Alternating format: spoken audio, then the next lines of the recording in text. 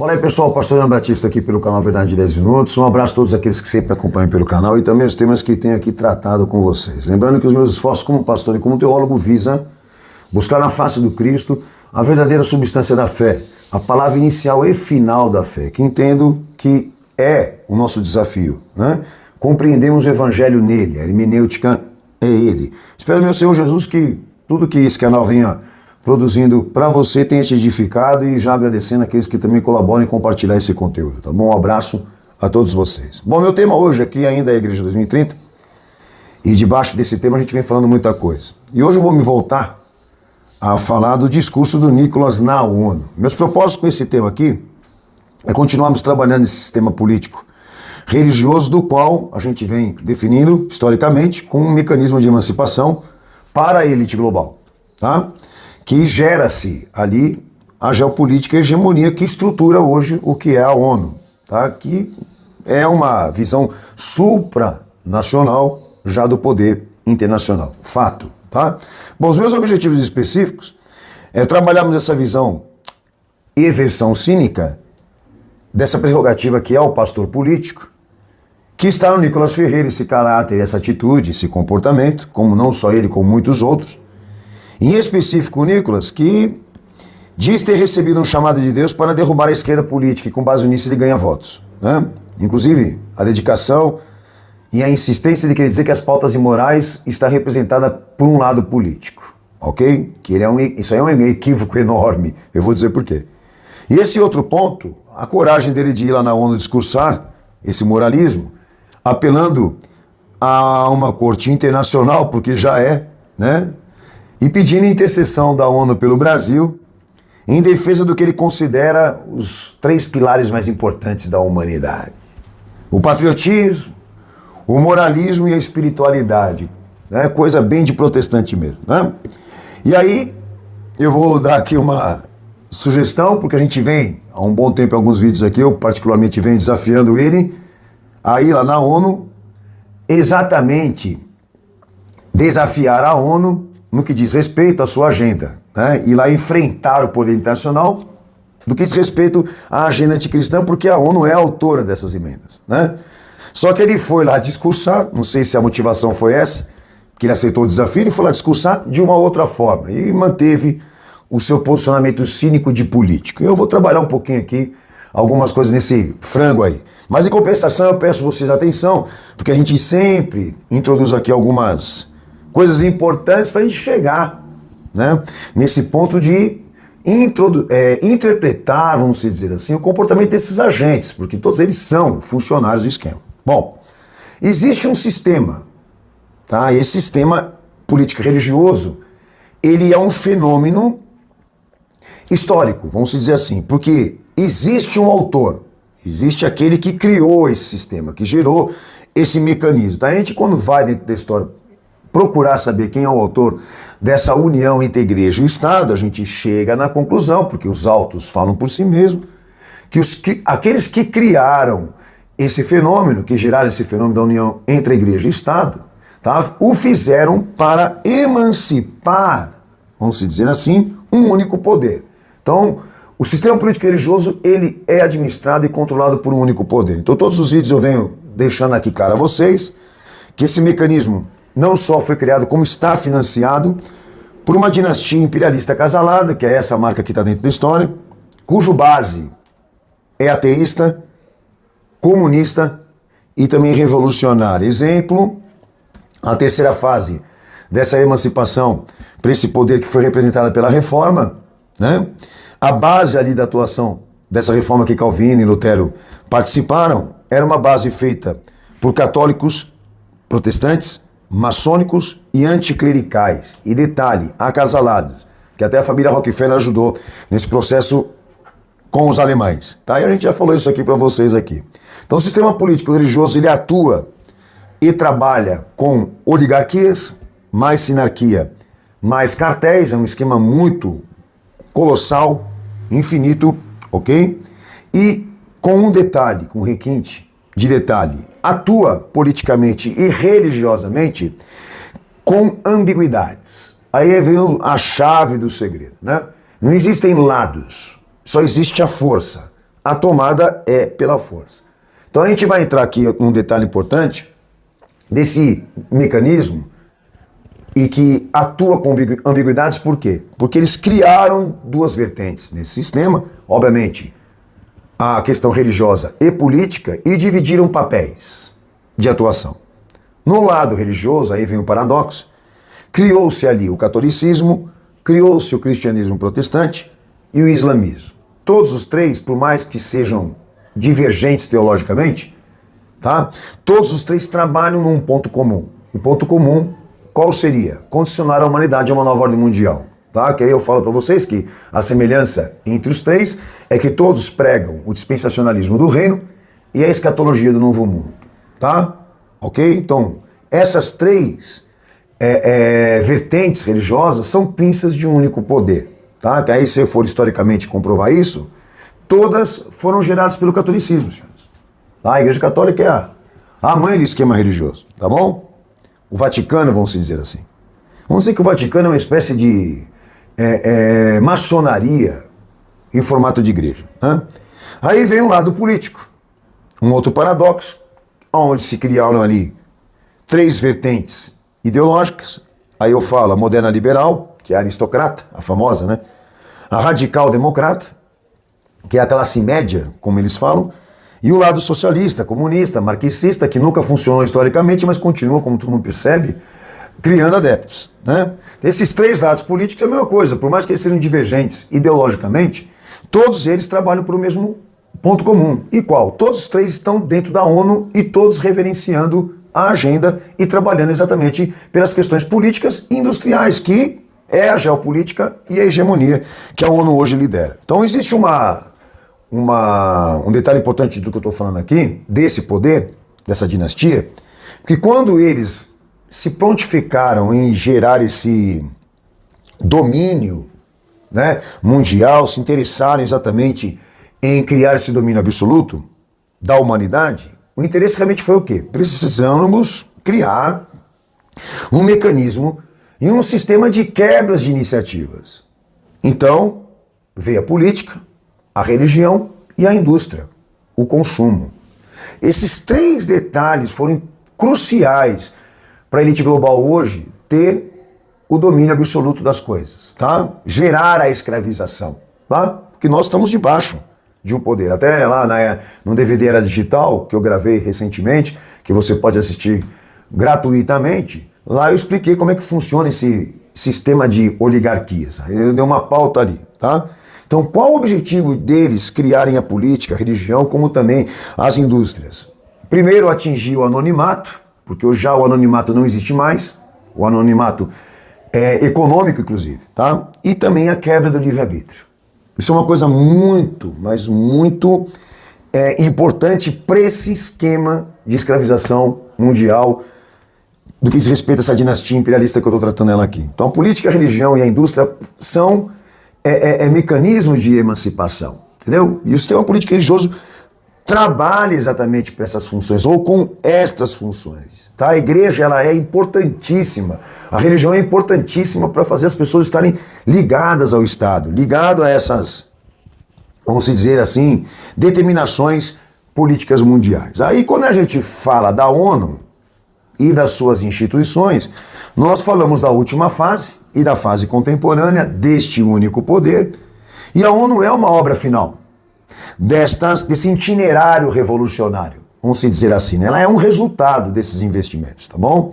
Aí aonde, o que existe na ONU que vem me interessando para esse canal, tá? Porque nós não temos o objetivo de impedir a ONU governar.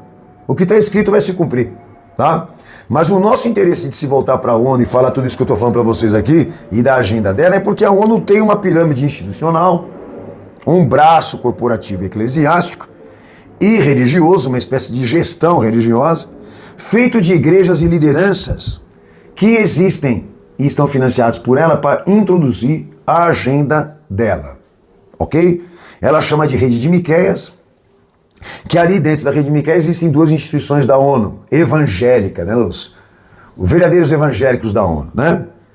A WA e a NAI, que a gente vem denunciando para vocês aqui, que inclusive aqui no Brasil está representado pelo Davi Lago, tá? E a gente vem falando muito desse cara e o trabalho dele, a atuação dele aqui, né, no nosso país, de fazer discípulos, criar igrejas, gerar igrejas e alavancar essa visão institucional da pirâmide que eu estou falando aqui. Bom, qual o interesse da ONU com a igreja? Como foi nos Estados Unidos? A igreja é um fator importantíssimo, ela é um núcleo de educação. Tá?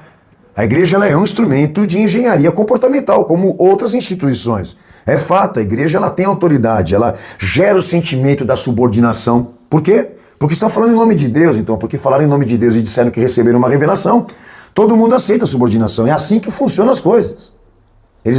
Eles obedecem mais à igreja do que o próprio evangelho, do que o próprio Cristo. Você quer um sinal mais forte do que isso? Bom, o fato é que hoje já se comprova tudo isso que eu estou falando em detalhe. Muitas igrejas evangélicas e líderes evangélicos já assumiram a COP26, agora é COP28, que é a Agenda 2030-2050 da ONU. Tá? E detalhe, a esquerda e a direita política têm cadeira cativa nisso que eu estou falando aqui, na ONU. Tá? Então as igrejas evangélicas políticas, elas assumiram com a ONU esses 4 detalhes institucionais educadores. O diálogo interreligioso e cultural, política e ecumenismo. Tecnologia integral, ambientalismo holístico e humanismo político. Tá? Que a Assembleia de Deus Madureira, outro dia, estava assinando com o Papa aí, para todo mundo lembrar dessa cena horripilante. Né? Então aqui, nesta introdução, eu quero deixar claro para vocês que o meu propósito aqui não é nada pessoal, mas me voltar a entender, né, esse esquema da igreja com o Estado e o que esses caras, na verdade, querem com essa união entre esses dois fatores. É muito claro, é muito cristalino o que está acontecendo. Só não enxerga quem não quer. Agora, o Nicolas Ferreira, como o pai dele, que frequentava a igreja do Jorge Linhares, em outro vídeo eu falei aqui, né? Todos eles estão envolvidos com o que eu estou falando aqui. Todos eles estão envolvidos com a WA, inclusive com o Davi Lago, que é um representante da ONU no que diz respeito, aqui no Brasil, né? No que diz respeito a estas obediências educadoras, tá? Porque a igreja é uma instituição educadora da ONU, ponto. E ela existe exatamente para fazer colaborar ou até mesmo desenvolver a radicalização dessa nova religião, ou dessa religião mundial, ou desses comportamentos protocolados aqui. E o Nicolas, o pai dele, Jorge Linhares, a cambada toda evangélica da esquerda, da direita, todos eles estão envolvidos com a WA. Senhores, a gente vem denunciando isso direto. Tá?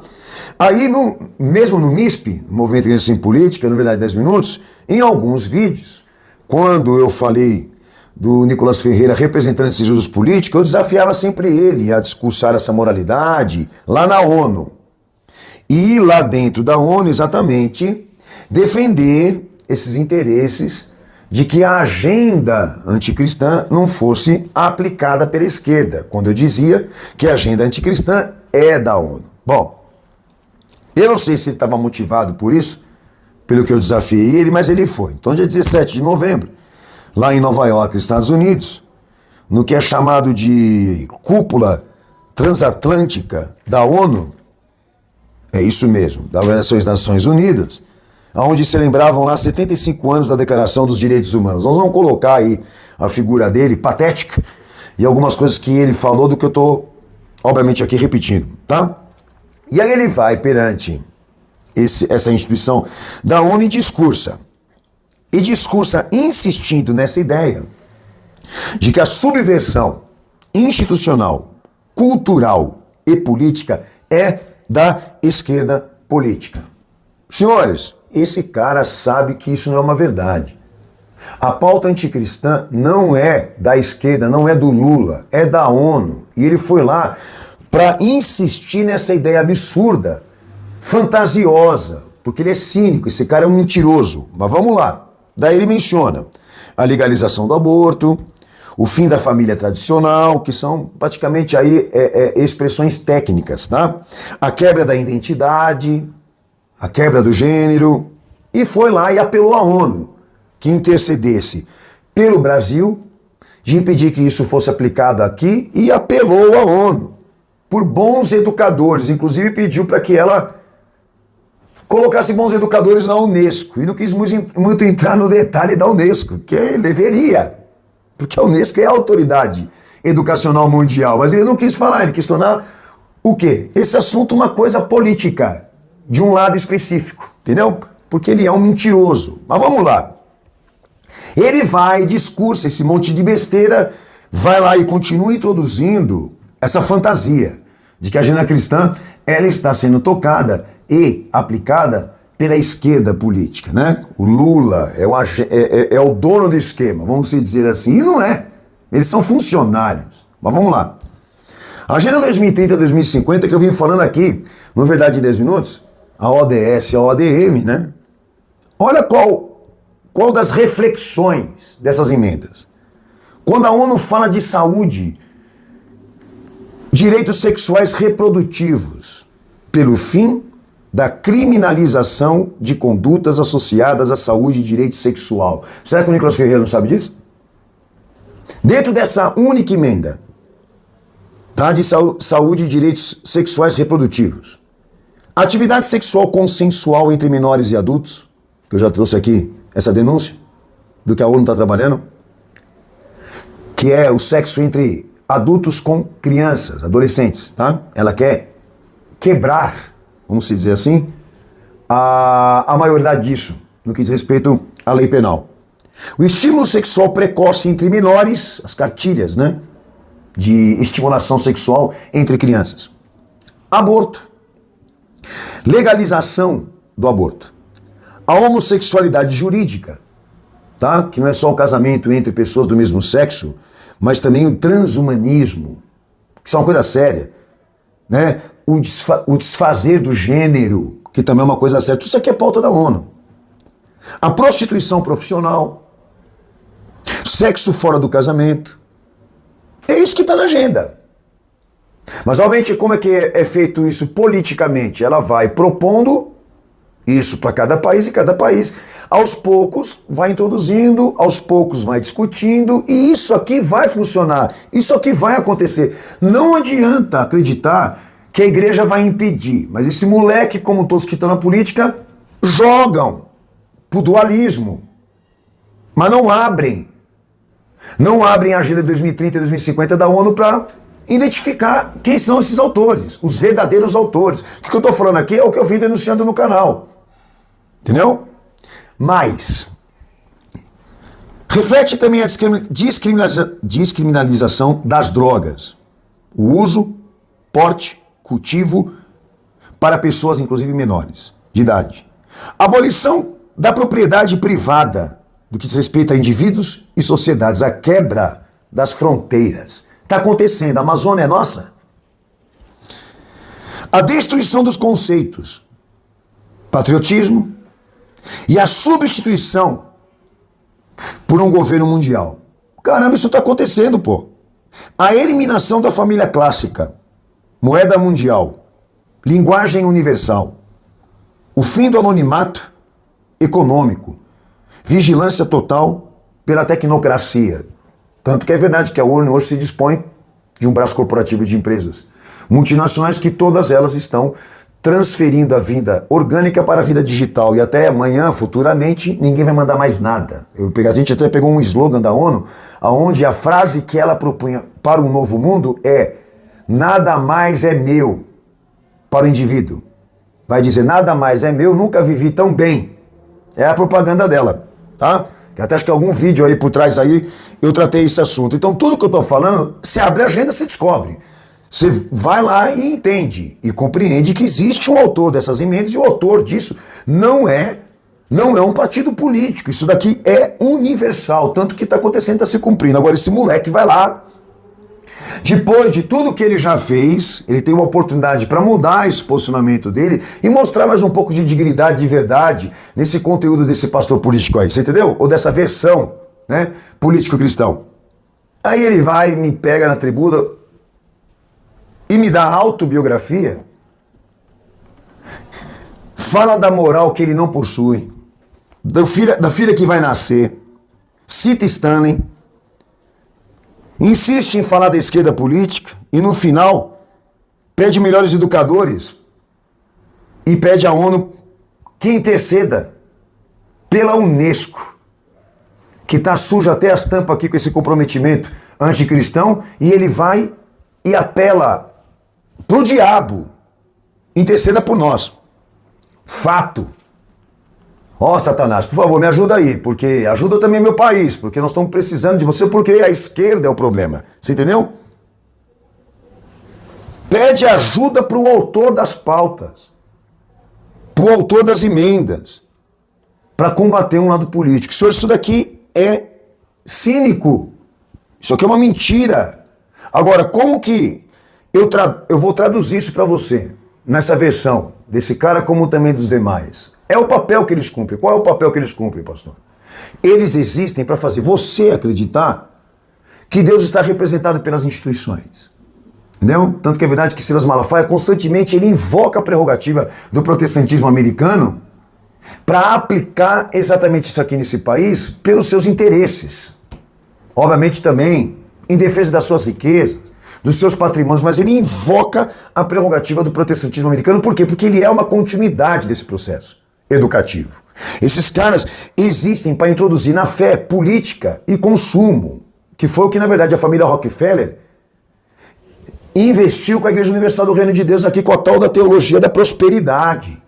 Então a igreja desses caras são núcleos exatamente de educação ideológica, porque o objetivo realmente deles é tornar esses fiéis reféns da indústria, reféns dessa fantasia de que existe alguém na política que Deus levantou que vai usar essas pessoas em defesa dos interesses cristãos. Senhores, me mostra na história algum dia que isso tenha funcionado. Outro dia eu fui na rua e escutei isso de alguém.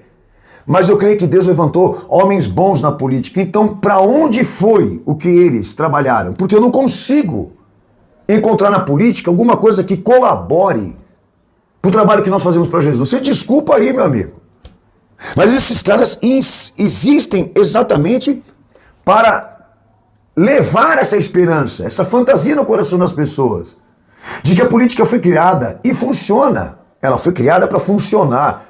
De que existem ali pessoas boas na política levantadas por Deus para ir em defesa do povo, como também da igreja. Bom, e aquele que vai ser levantado com essa esperança de que vai mudar o cenário, esse é o anticristo. E esses caras são o biotipo disso. O anticristo que está dentro da igreja, saiu da igreja.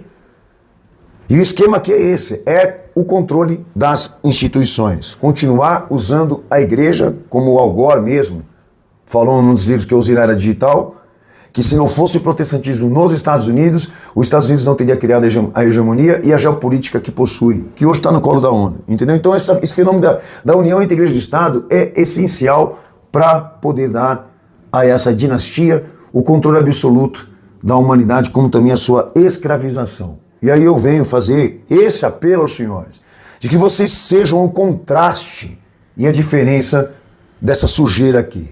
Entendeu? Se esse moleque sai da cena, eles botam outros iguais a ele, botam mais 10, entendeu? Eu não tenho essa esperança de que Deus vai calar a boca desse retardado, como também os demais que ficam fazendo essa arte política aqui.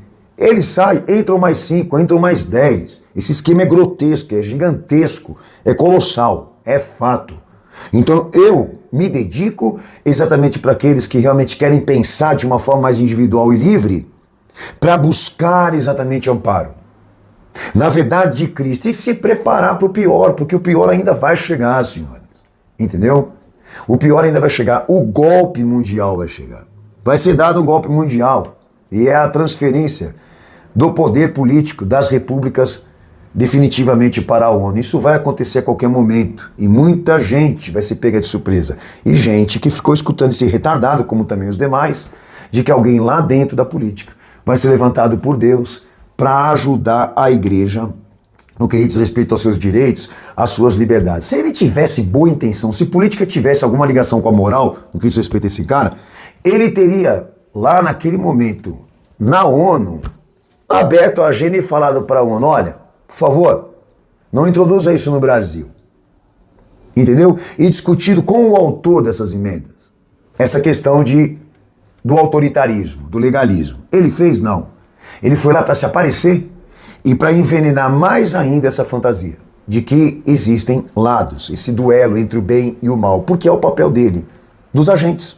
Entendeu? Então olha pra cara desse indivíduo, como tem os demais que têm a mesma atitude, o mesmo comportamento, a mesma cumplicidade institucional e teológica, olha pra cara dele, porque eles são o anticristo, eles são a besta, eles são servos do esquema, entendeu? Tá, e se ele foi lá pra ONU, então, falar porque ele se sentiu estimulado por mim, ou pelas minhas provocações, ok? Ótimo, perfeito, porque você acabou de se comprometer mais ainda. Porque eu queria que você agora me provasse o contrário do que eu falei aqui. Entendeu? Se realmente, né, você vai ter essa coragem de mudar essa versão e dizer exatamente a público que você se equivocou de querer dizer que a tua briga é com a esquerda, ao invés de brigar com a ONU, já que teus interesses é defender a igreja e os cristãos. Você não fez. Você vai fazer ou não? Vai mudar ou não? Ou vai continuar mentindo? Que moral que você tem? Um abraço, pessoal. A gente se vê no próximo vídeo. Maranata, Jesus está voltando.